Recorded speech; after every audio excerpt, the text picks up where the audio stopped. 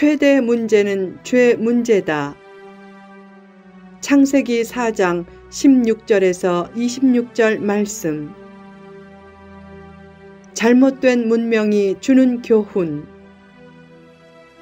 본문에는 하나님이 없이 문명을 이루는 가인과 그의 후손에 관한 기록이 나온다.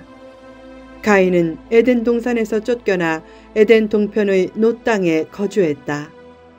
그 땅은 에덴 동산처럼 안전하지 않았기에 안전을 위해 인류 최초로 성을 쌓고 그 성의 이름을 자기 아들 이름을 따라 에녹이라고 붙였다. 성으로 둘러싸인 놋 땅은 인류 최초의 도시다. 가인의 6대손 라멕은 아다와 실라 두 아내를 맞이했다. 성경 기록상 라멕은 하나님이 정하신 일부 일처의 신성한 결혼 제도를 깨뜨린 최초의 인물이다. 라멕은 첫째 아내인 아다를 통해 야발과 유발 형제를 낳았는데 야발은 장막에 거주하며 가축치는 자의 조상이 되어 인류 최초의 목축업자가 되었고 유발은 수금과 퉁소를 잡는 모든 자의 조상이 되어 인류 최초의 음악가가 되었다. 또한 실라를 통해 두발 가인을 낳았는데 두발 가인은 구리와 쇠로 각종 기구를 만들어 인류 최초의 기술자가 되었다. 또한 라멕은 성경 기록상 인류 최초로 시를 썼다. 어떤 내용의 시인가? 사람을 죽이고 지은 시로서 가인이 동생 아벨을 죽인 후에도 하나님의 긍휼로 가인을 해롭게 하는 자는 7배의 벌을 받았지만 라멕은 동생이 아닌 사람을 죽였으니 자신을 해롭게 하는 자는 77배의 벌을 받는다는 시다.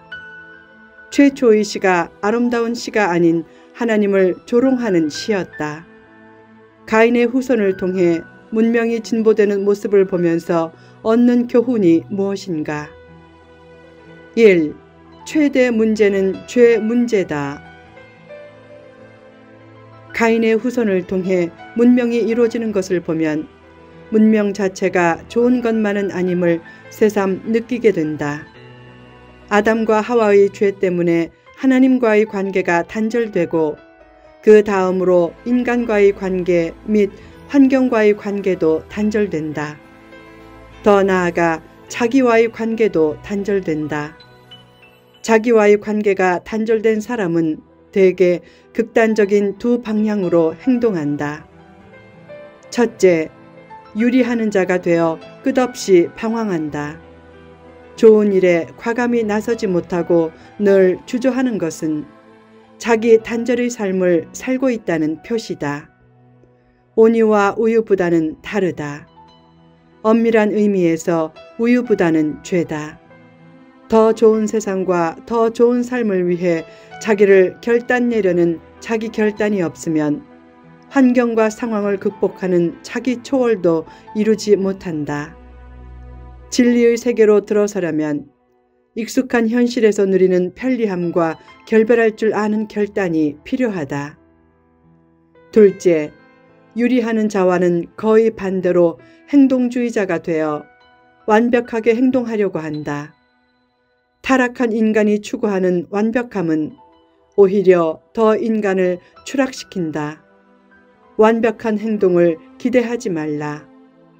남을 잘 믿지 못하고 완벽한 사람처럼 행동하는 완벽주의자의 모습도 타락의 결과로 생겨났고 주일도 지키지 않고 쉬지 않고 일하는 일 중독자의 모습도 타락의 결과로 생겨났다. 아벨을 죽인 후 가인의 모습은 유리하는 자의 모습이고 가인의 후손이 여러 문명을 발달시키는 모습은 행동주의자의 모습이다. 그런 인간의 죄성을 이해해야 인간 사회의 문제점도 잘 이해해서 바른 해결책을 모색할 수 있다. 인간의 죄성에 대한 이해도 없이 사상과 논리로 인간 문제의 해결책을 모색하면서 생겨난 것들이 각종 이데올로기다. 죄의 문제를 외면하면 인간 문제의 궁극적인 해결책도 없다. 개인이나 사회나 국가에서 생겨나는 모든 절망적인 문제의 근본 원인은 죄에 있다.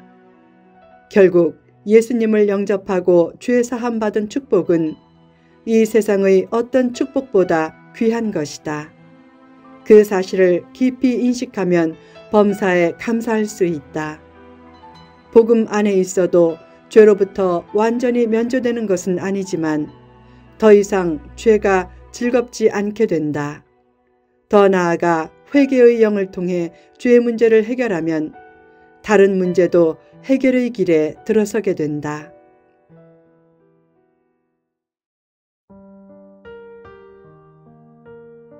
2. 불신 문명은 복이 아니다. 가인의 후손을 통해 문명은 진보했지만 하나님이 없는 상태에서의 풍요와 발전은 결코 복이 아니다. 성도의 삶의 목표가 풍요와 발전과 문명적인 혜택을 누리는 것에 있다면 너무 왜소하고 초라한 모습이다. 세상 문명과 문화에 휩쓸리지 말라. 태양광 발전 시설을 통해 전기가 생산되면 전력 미터기가 거꾸로 돌게 되듯이 하나님을 삶의 중심에 놓고 잘못된 문명의 흐름을 거꾸로 돌려놓는 신실한 성도가 되라. 죄의 터전에서 이루어진 문명은 신앙과 양심과 윤리와 도덕을 부패시켜서 결국 파멸을 초래한다. 미국에서 처음 원자폭탄 실험을 할 때 과학자들이 사막에 철탑을 쌓아 그 위에 원자폭탄을 달아놓고 수백 킬로미터 밖에서 폭파 스위치를 눌렀다. 원자폭탄이 터지자 그렇게 큰 철탑이 흔적 없이 사라졌고 사막은 상상을 초월할 정도로 깊이 파였다. 그 장면을 보고 과학자들이 우리는 지옥을 창조했다 라고 탄식했었다. 문명이 잘못된 토대에서 발전하면 지옥 같은 현실을 창조하게 된다. 요새 문명으로 인한 각종 부작용 때문에 영혼의 가치가 저하되고 있다. 문명의 혜택이 신앙적인 열심까지 크게 약화시켰다. 많은 사람들에게 이기주의와 기복주의가 만연해 있다. 그런 모습을 볼 때마다 이 상황에서 내가 무엇을 할까, 무슨 힘이 될까 하는 생각도 들지만 그래도 낙심하지 말라.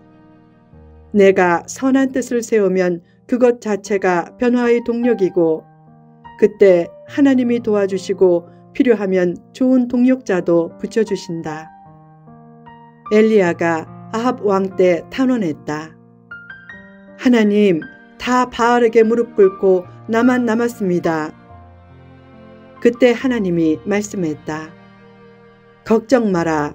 남은 자가 7,000명 있다. 세상은 어둡고 타락된 것 같지만 아직도 남은 자가 있다. 남은 자가 되고 또 다른 남은 자를 불러내라. 전도란 남은 자를 불러내거나 만들어내는 것이다. 누가 전도해야 하는가? 내가 해야 한다. 아무리 사회가 어두워도 낙심하지 말고 빛을 비추며 살라. 어두울수록 작은 빛도 밝게 비친다.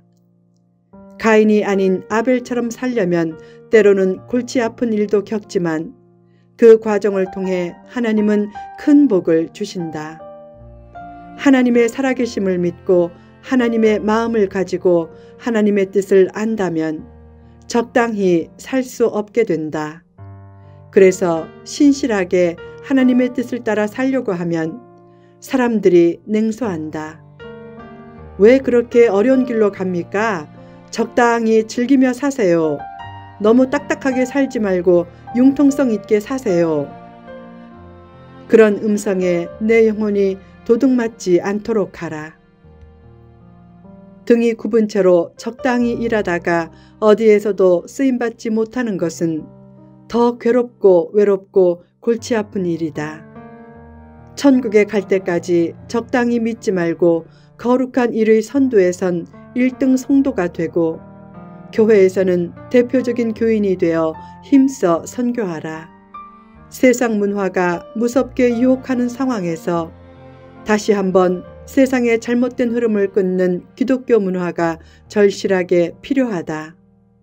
정치, 경제, 사회, 문화, 그리고 예술 분야에서까지 선한 영향력을 힘써 발휘해서 바른 기독교 문화가 널리 펼쳐지도록 일조하라. 성도 중에 목사로서 수상이 된 아브라함 카이퍼 같은 선한 정치가도 나오고 벤허를 쓴 류 월리스와 같은 소설가도 나오고 신실한 음악가와 영화인도 많이 나와야 한다.